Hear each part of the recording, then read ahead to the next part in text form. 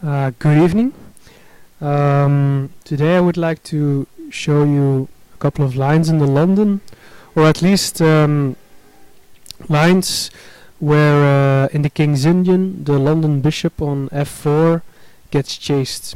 I will show you what happens in those lines.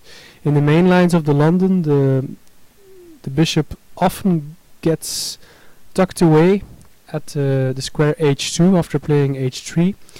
But okay, making room for this bishop too early might be a little bit a waste of time, and that's why we're not doing it too soon. So I'll show you a couple of early attempts of black to chase your bishop, and yeah, those lines typically occur in the King's Indian, and I will later show you some lines where the bishop doesn't get chased, and we get the opportunity to create an escape square for the bishop at h2. But now first the chase lines. So we start off with d4, knight f6, bishop f4 always. We always play the same first three moves. G6, e3, and black really wants our bishop. He plays knight h5. And then here we see a typical maneuver by black to escape the knight chase, and that's bishop g5.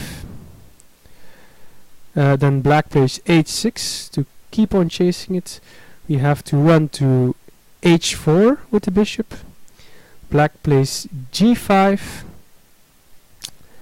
and that is actually a blunder, because queen takes h5 wins a pawn, because now black can take the bishop. G takes h5 and queen takes g takes h4 and queen takes h4. So that's actually not an option.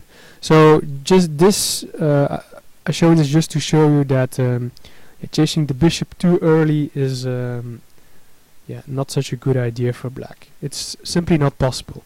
It's important that you're aware of when it is time to start thinking about fleeing with your bishop. So here knight h5 on the third move is really not a problem. Okay, next line.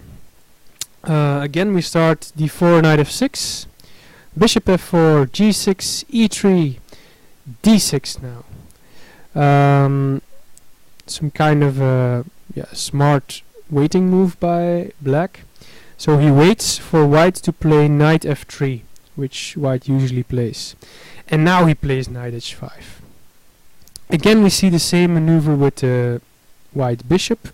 Bishop g5, h6, bishop h4, and now black can play g5 because okay, the knight at h5 cannot be taken now.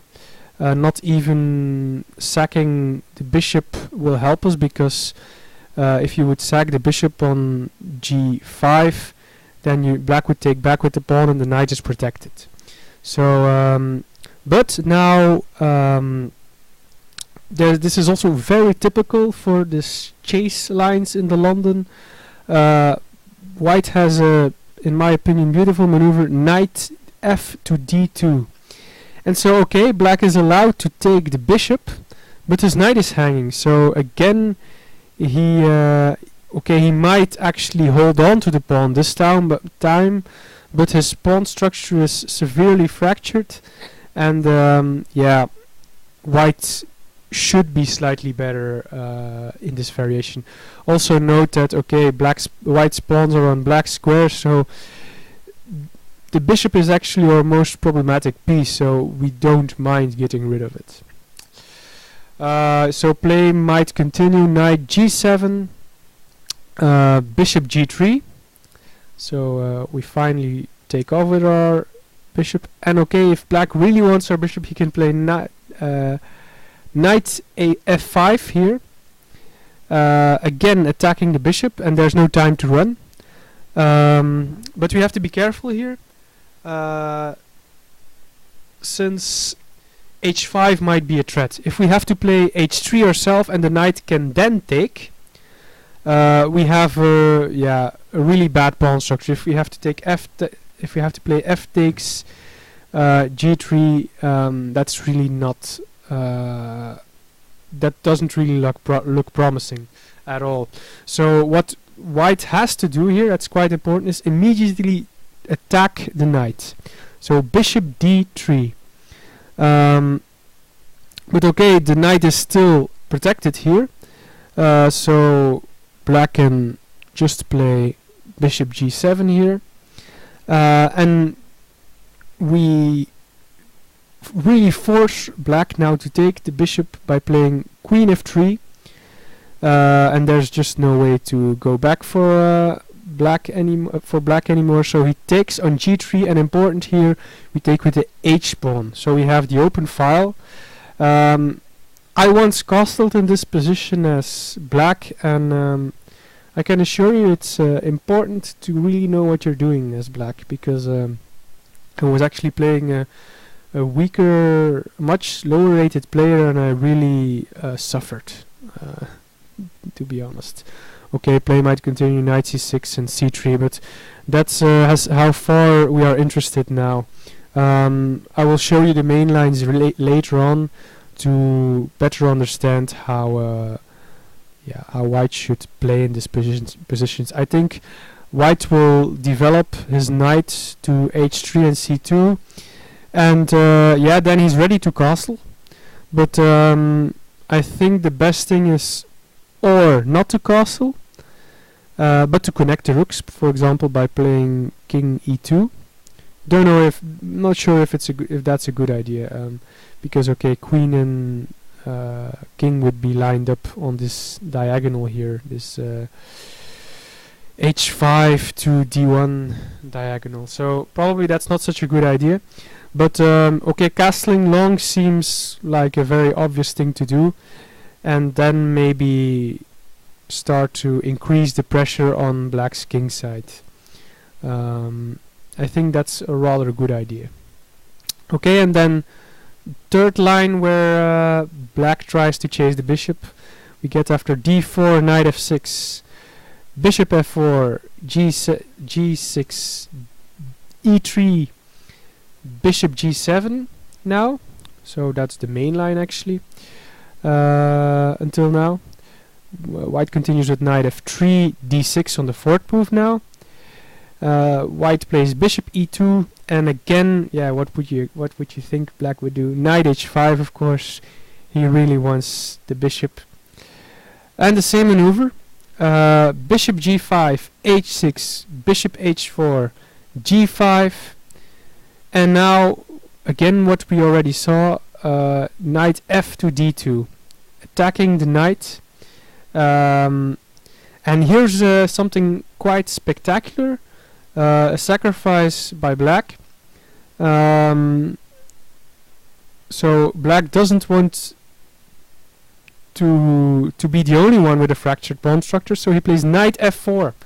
And okay, you can play this because okay, both pieces remain hanging, and white plays here e takes f4 and black takes g takes h4. And okay, my book states that this position is very unclear. I don't think it's okay, the pawns of white are more to the center, so I think that will be his very slight advantage. It's just nice. The f4 pawn is just controlling the center square. And what is the h4 pawn actually doing? It's not a lost pawn because it really restricts white. But it's an unclear position. It looks nicer to be white, I think. But you still have some questions to solve as to whether you dare to castle kingside. I think white castles kingside here. The pawn can be annoying. I think black might even sacrifice it. I don't know. It's hard to say. So that's the chase variations. Okay, I will just conclude here with some final moves for white, being c3, c5, d5, closing the center, knight f2, knight d7, short castle, knight f6, and knight c4. So that's an example position in this line. Yeah, unclear position. Houdini evaluates this as 0.04, so close to equal. But yeah, it's hard to say at a non-Houdini level, so below ELO 3000, how this position should be seen. Black has the bishop pair, that's an advantage. But okay, his bishop is kind of restricted by white c3 pawn. So and okay, the center as well. The f4 pawn is also controlling a black square. And it's I don't think the light square bishop of black is any better of the light square bishop of white. Maybe it has slightly more scope, but so white has slightly better pawns. Complicated game. You have to play chess here. That's clear. Okay, that's it. I will follow up with the main lines against the King's Indian probably next week. Thanks for watching.